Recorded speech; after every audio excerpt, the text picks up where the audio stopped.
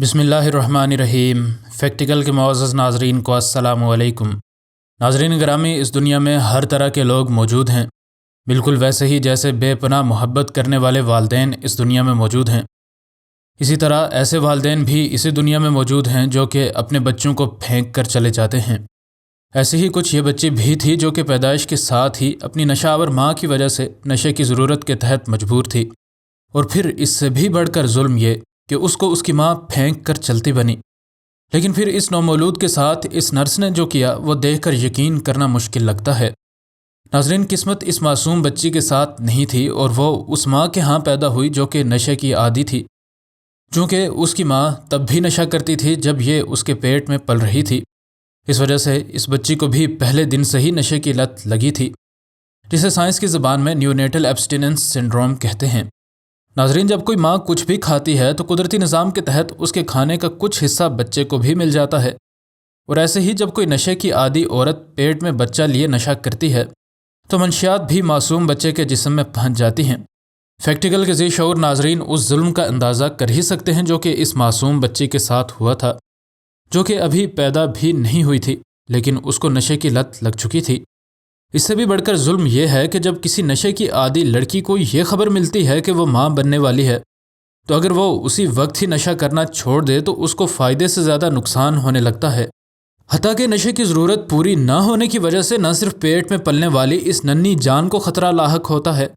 بلکہ اس کو پالنے والی ماں کی جان بھی جا سکتی ہے۔ ایسے بدقسمت بچے اگر پیدا ہو بھی جائیں تو پہلے دن سے ہی ان کی زندگی شدید عذاب میں مبتلا ہو جاتی ہے، چونکہ پیدا ہونے کے ساتھ ہی ان کے جسم کو وہ نشہ ملنا بند ہو جاتا ہے جو کہ ان کی ماں کے ذریعے ان کو ملتا تھا۔ اس وجہ سے ان کا جسم فیل ہونے لگتا ہے۔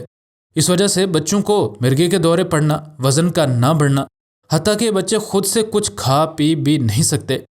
اس کے بعد بھی اگر کوئی بچہ بچ جائے تو اس کو بچوں والے ICU میں ایک لمبے عرصے تک رکھا جاتا ہے، اور اس کے بعد ہی اس کے والدین اس کو گھر لے کر جا سکتے ہیں۔ لیکن نشے کے عادی یہ لوگ بچوں کو گھر لے کر کب جاتے ہیں، یا ان کو تو شاید یاد ہی نہ رہتا ہوگا کہ ان کی کوئی اولاد بھی تھی۔ اور ایسا ہی جزیل نامی اس لڑکی کے ساتھ بھی ہوا۔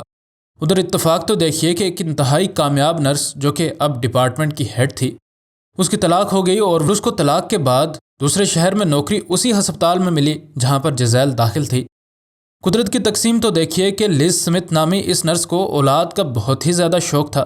اس نے شادی بھی کی اور نہ جانے کہاں کہاں سے علاج نہ کرایا، لیکن اس کے ہاں اولاد نہ ہوئی۔ وہ چونکہ میڈیکل کے شعبے سے ہی وابستہ تھی، اس لیے اس نے مصنوعی طریقے سے ماں بننے کی کوشش کی،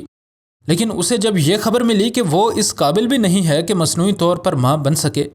تو اس کی دنیا ہی ٹوٹ کر رہ گئی، حتیٰ کہ اس کی طلاق بھی ہو چکی تھی۔ وہ دن جس دن لیز کی طلاق ہوئی وہ دن اس کے لیے سب سے برا دن تھا، لیکن اتفاق تو دیکھیے کہ اس نرس کو جزیل نامی اس بچی کا کیس بھی اسی دن ہی ملا۔ جزیل اپنی نشے کی عادی ماں کے ہاں تقریباً 7 ماہ بعد ہی قبل از وقت پیدا ہو گئی تھی، اور اس کا وزن تب صرف 700 گرام کے لگ بھگ تھا۔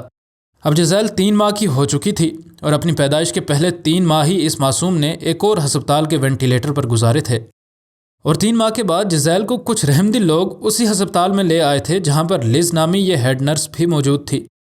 لیز کو جب اس معصوم بچی کے بارے میں پتہ چلا تو اس کو بے حد دکھ ہوا، اور اگرچہ یہ اس کی ڈیوٹی نہیں تھی لیکن پھر بھی ہر روز کام کے بعد وہ جزیل کے پاس ضرور جاتی تھی، اور دن سارا وہ اس بچی کے بارے میں ہی سوچتی رہتی۔ وقت گزرتا گیا اور آخرکار لیز کو یہ بھی پتہ چلا کہ اس معصوم بچی کی کہانی میں ابھی اور بھی دکھ موجود ہیں۔ اس کو اس ہسپتال میں 5 مہینے ہو چکے تھے، اور اتنے سارے مہینوں میں اس معصوم سے ملنے کوئی بھی نہیں آیا تھا۔ 8 ماہ کی یہ بچی جب سے اس ہسپتال میں آئی تھی اس کے والدین ایک بار بھی اس سے ملنے نہیں آئے۔ تمام نرسوں کو پتہ تھا کہ اور کوئی اس بچی سے ملنے آئے یا نہ آئے، لیکن ان کی ہیڈ یعنی لیز اس سے ضرور ملنے آتی تھی۔ اس لیے جب اس بچی کے کسی سرپرست کا مسئلہ بنا تو ایک نرس نے لیز کو کہا کہ آپ اسے گود کیوں نہیں لے لیتی۔ لیز 1 ہفتے تک کوئی فیصلہ نہ لے سکی، اور آخر ایک دن جب وہ اس بچی کے پاس سے گزری تو اس بچی نے اسے ایسی نظروں سے دیکھا کہ لیز کے مطابق میں نے اس وقت ہی فیصلہ کر لیا کہ اگر کوئی بھی اس معصوم کا نہیں ہے تو کیا ہوا، میں اس کو وہ پیار دوں گی جس کی یہ اصل حقدار ہے۔ لیکن یہ سب باتیں کہنی آسان تھیں اور عملی طور پر بے حد مشکل تھیں۔ جزیل کی دیکھ بھال کرنے کا اہل وہی ہو سکتا تھا جو کہ سارا دن گھر رہتا ہو، کیونکہ یہ معصوم کچھ بھی کھا پی نہیں سکتی تھی اور اس کو کھانا ایک خوراک کی نالی کے ذریعے دیا جاتا تھا۔ لیکن یہ نرس بھی شاید اس معصوم کے لیے سب سے بہترین انتخاب تھی، کیونکہ اس کے پاس 20 سال کا وسیع تجربہ موجود تھا اور وہ کسی بھی طرح کے بچے کی بآسانی پرورش کر سکتی تھی، لیکن اس کی اپنی اولاد تھی ہی نہیں۔ اب جزیل ہی اس کی بیٹی بن رہی تھی، لیکن ابھی اس رشتے کو کوئی بھی قانونی حیثیت حاصل نہیں تھی اور کسی بھی وقت یہ بچی اس سے چھن سکتی تھی، محض اس بات سے کہ ایک بچی ایک نشے کی عادی ماں کے ہاں پیدا ہوئی تھی اور اس کو وہ ماں پچھلے 5 ماہ سے ملنے نہیں آئی تھی۔ یہ بچی کسی اور عورت کے حوالے نہیں کی جا سکتی تھی۔ حقیقت کا ایک پہلو یہ بھی ہے کہ جب کوئی ماں بچے کی پیدائش کے دوران منشیات کا استعمال کرتی ہے تو اس پر بہت سخت کیس بنتا ہے، اور جیسا کہ ہم نے آغاز میں آپ کو بتایا کہ اب نہ تو یہ ماں نشہ چھوڑ سکتی تھی اور نہ ہی کر سکتی تھی، اور کچھ لوگوں کے مطابق ایسی ماں کو سخت قوانین کی وجہ سے اپنی اولاد کو چھوڑنا ہی پڑتا ہے۔ خیر، کچھ لوگ اب اس قانون کے خلاف تحریک تو چلا رہے ہیں، لیکن ننھی اور خوبصورت جزیل ابھی بھی شدید بیماریوں میں مبتلا تھی۔ ایک یہی بات جو حوصلہ افزا تھی کہ جزیل کی نشے کی عادی ماں کا جزیل کی پیدائش پر ہی پتہ چل گیا تھا، اور اس سے پہلے کہ یہ تھوڑی بڑی ہو جائے اور اچانک سے اس کی زندگی موت کے قریب پہنچ جائے، ڈاکٹرز نے پہلے دن سے ہی اس کا علاج صحیح سمت میں کرنا شروع کر دیا تھا، اور اس کی منہ بولی ماں بھی سارے نرسنگ ڈپارٹمنٹ کی ہیڈ تھی۔ قانون کے مطابق صرف ایک ہی صورت میں لز سے اس کی یہ منہ بولی بیٹی چھن سکتی تھی کہ اگر اس کے والدین واپس آ جائیں اور نشے کو چھوڑنے کے ساتھ ساتھ اپنی بچی کے ساتھ محبت کا رشتہ بھی بنا کر دکھائیں۔ خیر، اس ایک آپشن کو دیکھتے ہوئے لز نے قانونی طور پر جزیل کو گود لینے کے لیے کیس کر دیا، لیکن اسے کیا پتا تھا کہ جج اسے ایسی کیا بات کہے گی کہ اس کی آنکھوں میں بھی آنسو آ جائیں گے۔ عدالت میں کیس چلا اور اس کے والدین کو حاضر ہونے کے لیے ایک لمبی مہلت دی گئی، لیکن ان کے نہ حاضر ہونے اور کیس کی نوعیت کو دیکھتے ہوئے عدالت نے جزیل کے اصل والدین کا اس بچی کو بیٹی کہنے کا قانونی حق ختم کر دیا، اور اب جزیل کو قانونی طور پر گود لیا جا سکتا تھا، اور اس کو گود لینے کے لیے لز سمتھ پہلے ہی منتظر تھی، اگرچہ اس کو ان والدین کے اپنی بچی کے ساتھ اس برتاؤ پر بے حد دکھ ہوا، لیکن اسے خوشی بھی تھی کہ اب وہ بھی قانونی طور پر ماں بن سکے گی۔ لیکن کیس کا فیصلہ ابھی جج نے سنایا نہیں تھا۔ جزیل کے لیے لز سے اچھی کوئی ماں نہیں ہو سکتی تھی، اور لز کو جزیل سے پیاری اور کوئی بچی نہ لگتی تھی۔ ایسا لگتا تھا کہ یہ دونوں ایک دوسرے کے لیے ہی بنی ہیں۔ لز کو جب فون آیا کہ آپ قانونی طور پر عدالت میں آ کے جزیل کو گود لے سکتی ہیں، تو خوشی سے اچھل اچھل کر اس عورت کا برا حال ہو رہا تھا۔ وہ جب عدالت میں آئی تو کورٹ کی کارروائی چلنے کے بعد جج نے لز کو اس بچی کی ماں کہہ کر مخاطب کیا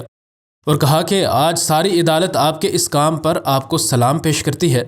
یہ الفاظ سن کر لز اپنی آنکھوں سے آنسو نہ روک سکی، حتیٰ کہ اس جج نے اس بچی کو اتنی عزت دی کہ وہ ان کے لیے اٹھ کر کھڑی بھی ہوئی اور ان کو اپنی کرسی پر بیٹھنے کا موقع بھی دیا۔ آج جزیل کیتھرین سمتھ اپنی ماں لز سمتھ کے ساتھ گھر جا سکتی تھی۔ اب یہ ایک صحت مند، خوبصورت اور انتہائی شرارتی بچی کے طور پر بڑی ہو رہی ہے۔ نہ صرف عدالت بلکہ دنیا کے بڑے بڑے میڈیا ہاؤسز نے لز کے اس کام پر اس کی بے انتہا عزت افزائی کی۔ اگرچہ جزیل کو ابھی بھی ایک خوراک کی نالی کے ذریعے خوراک دی جاتی ہے، لیکن اب خوراک کا بیشتر حصہ وہ خود ہی کھاتی ہے اور رفتہ رفتہ اس کی صحت بھی بہتر ہو رہی ہے۔ مزید نئی ویڈیوز کے لیے ہمارے چینل کو سبسکرائب کر لیں۔ ویڈیو پسند آنے کی صورت میں ویڈیو کو لائک اور دوست احباب کے ساتھ شیئر ضرور کریں۔ انشاءاللہ ملتے ہیں اگلی ویڈیو میں۔ فی امان اللہ۔